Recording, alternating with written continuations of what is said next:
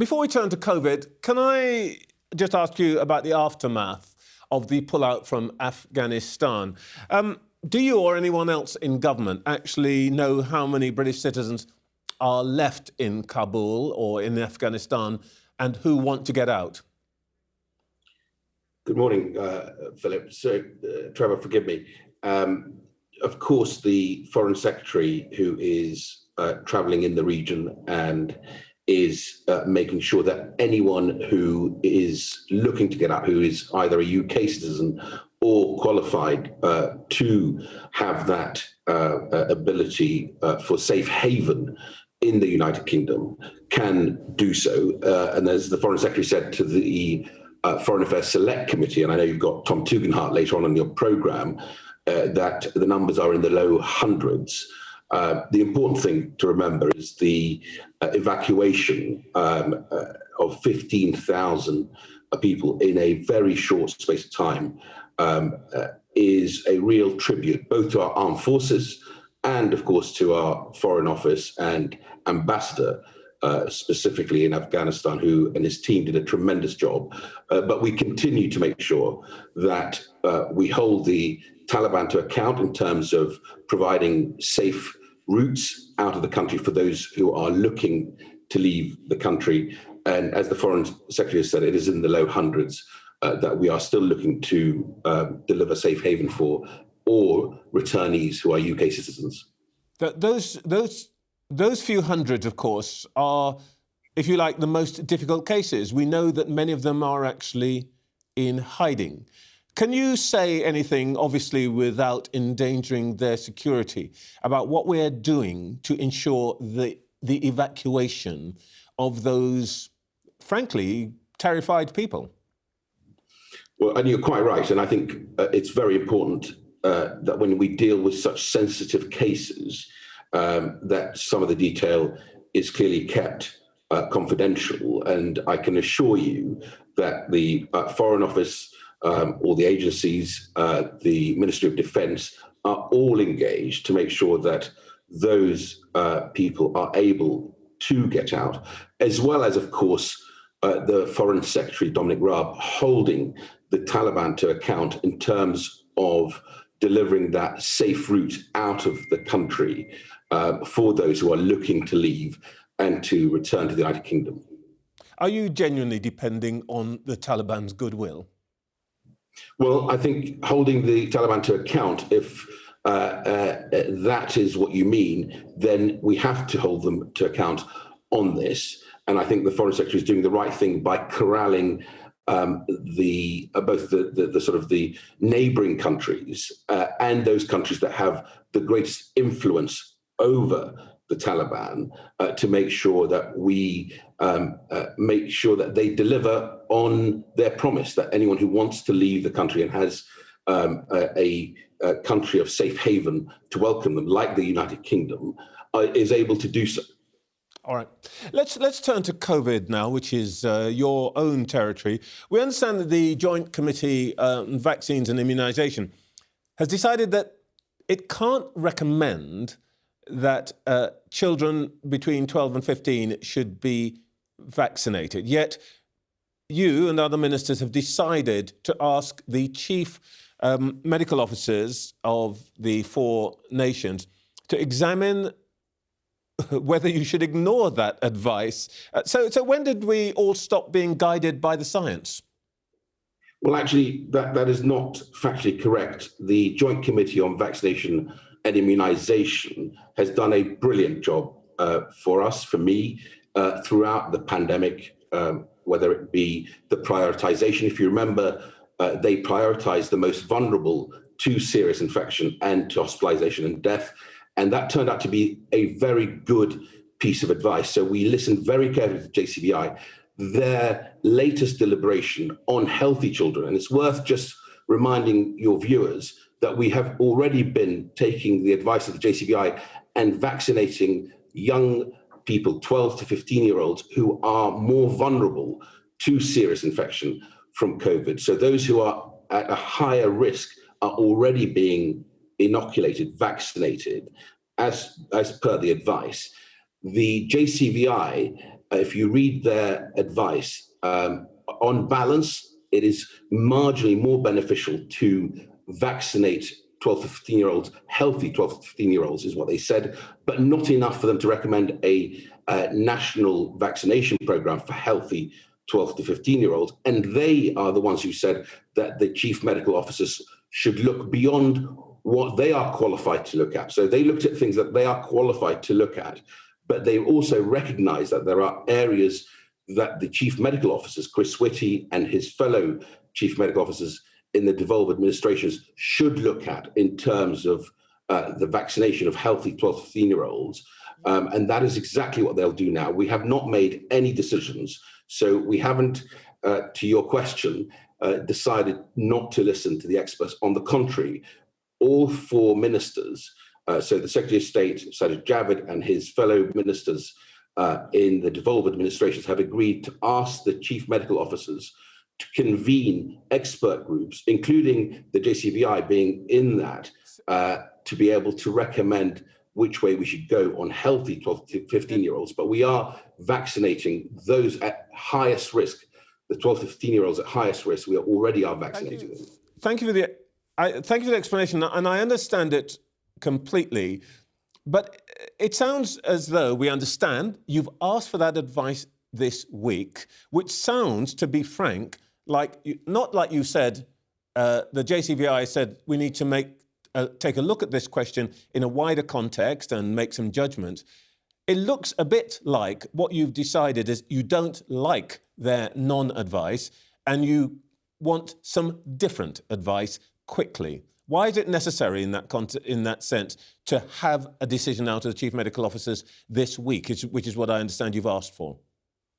So, no, I think it's worth just reiterating that the JCVI have said that it is marginally more beneficial to vaccinate than not to vaccinate, but not enough to make a national recommendation. But they've also been very clear to say that their decision is based on things that they are qualified to look at, and they recognize that there are other factors that could harm the futures of children. And that is why they recommended that medical officers look at this. And then the four ministers, the Secretary of State and the devolved administration ministers, asked the four chief medical officers to look at this. We're being very careful, and right, we have some of the best clinicians in the world, and I think it's that we convene expert group. Just very quickly on this, whatever you decide, can you assure parents that if there is a decision to vaccinate 12 to 15-year-olds, it will require parental consent? I can give that assurance, absolutely. Thank you. Now, is it true, as we're hearing this morning, that your boss, Mr. Javid, the Secretary of State for Health and Social Care, is going to require NHS staff to be vaccinated as a condition of employment? So you recall, Trevor, that when we consulted on the condition for deployment of the social care workforce, of course, who are looking after the most vulnerable people, especially those in elderly care homes who clearly COVID took its toll on, that consultation came back and we moved forward on that issue. But within that consultation, there was a very clear feedback that we need to look at the greater healthcare workforce, including the NHS frontline workforce. So I have to say, and it's worth just putting on the record, one, they have come forward in huge numbers to get themselves protected and vaccinated. I think it's over 94% of frontline healthcare workers have come forward.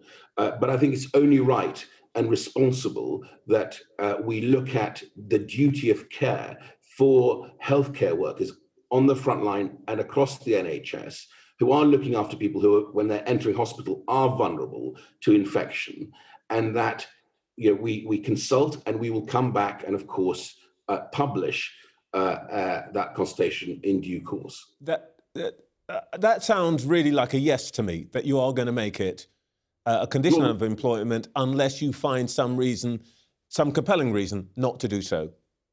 Well, I think the right thing to do is to consult and then publish that, and then return to your program and explain what the consultation outcome is, and then therefore what decision we make, as we did with the social care workforce. All right, well, we're going to come to the social care question. Now, look, winter's coming, school's back. You've got some big decisions to make, and I'd like to gallop through 2 or 3 of them. When we last spoke, I did ask you about vaccine passports. Hadn't made up your mind. Have you made up your mind about vaccine passports? So we are looking at, by the end of September, when everyone has had the opportunity to be fully vaccinated, for the large venues that could end up, causing a real spike in infections, where we need to use the certification process. And if you look at what the FA have done so brilliantly in terms of checking vaccine status to reopen football, that is the sort of right thing to do. And we are absolutely on track to continue to make sure that we do that. And there's a reason for that, Trevor. The reason being is that I, as does the Prime Minister, want to make sure the whole economy remains open. The worst thing we can do for those venues is to have a sort of open shut strategy, because we see infection rates rise because of the close interaction of people. That's how the virus spreads. If people are in close spaces in large numbers, we see spikes appearing. The best thing to do then is to work with the industry to make sure that they can open safely and sustainably in the long term. And the best way to do that is to check vaccine status. All right. So, okay. So what I'm hearing here is 2 things, interestingly, that we will have a certification process, as you describe it, what people refer to as a vaccine passport, and that you, unless something dramatic happens, do not expect another lockdown. Well, I will do everything in my power, which is why we're working, all hours to make sure we deliver on the booster program. We've had the interim advice from the JCVI. We're waiting for the COVID boost clinical trials to tell us which vaccine is the best vaccine to boost the immunity and increase the durability of the protection for people, because we want to make sure we continue to transition, I hope, this virus from pandemic to endemic status, so that we can continue to enjoy all the things that we want to enjoy. We continue to have our economy fully opened, and get life back to as normal as we can make it as quickly as possible. Nobody enjoys, by the way, in this government, certainly not this Prime Minister, having restrictions on people's freedoms. It goes against the DNA of this government to do that. But from the experience of the past 18 months, I want to come to the DNA. I want to come to the DNA of this government in a second. One of the things that will tell us what kind of government you are is the money. What are you going to do about the money? We spent billions, 500 billion by some estimates, staving off the economic cost of independence. And the Chancellor, it looks as though he's going to have to find the money from somewhere, and there's not that much down the back of the sofa. Let's think about the issue of social care and benefits. Do you think your constituents in Stratford, where you are now, are going to feel comfortable about cutting universal credit for 6 million people by £20 a week? So I think the one thing that my constituents in Stratford realise is that the Chancellor and this government has provided a safety net, both in terms of welfare and the increase in the welfare spend, to protect the most vulnerable through the COVID crises, as well as, of course, the rest of the economy. £407 billion spent protecting jobs. At one stage, I think we were up to something like 14 million plus people on furlough. And of course, grants to businesses, small business loans. The safety net that I think this government has provided is one that people recognise. But as people get back to work, as people get back to trying to make sure that they are able to get lives back. It's only right that we try and make sure that we return the system to where it was, where it has been incredibly generous to safeguarding and, of course, the future of the economy. Look, that's not going to be tremendously reassuring to many of the people that we've been talking to. We were in Newcastle this week talking to families about this situation, many on benefits and so on. One of the store owners who serves people, customers who are on benefits, told us that when the Prime Minister said that he knew he's only borrowing red wall votes, he should have grasped that anything that is borrowed can be taken back. Are you ready to pay the political price on that? And I think an additional point, which is part of the same question, when are we going to see the social care plan? And are you going to pay for it through a 1p rise or more on national insurance? So let's try and sort of unpack some of that, Trevor.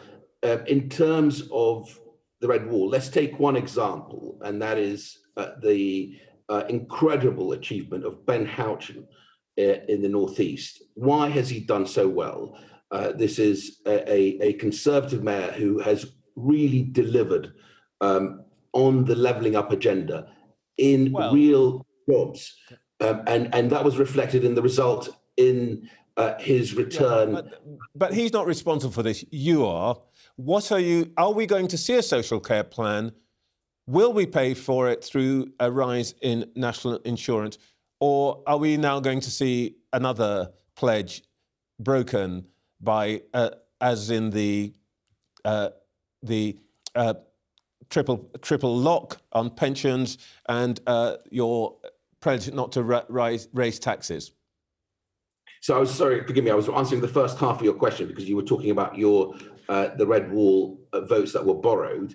And the reason Ben Houchen was returned with such an overwhelming majority, almost 70% of the vote, is because of delivery of real reform, whether it be Teesside Airport or the port and the ambitions around manufacturing, therefore the renewable industry, the offshore wind industry, and other parts of the renewable and net zero, huge opportunities that Ben Houchen has grasped. That is how you deliver the sort of those votes coming back. The second half of the question around social care reform, we are absolutely committed to the social care reform, and we will be coming forward by the end of the year with those details. And when they do I will happily come on your program and discuss them with you.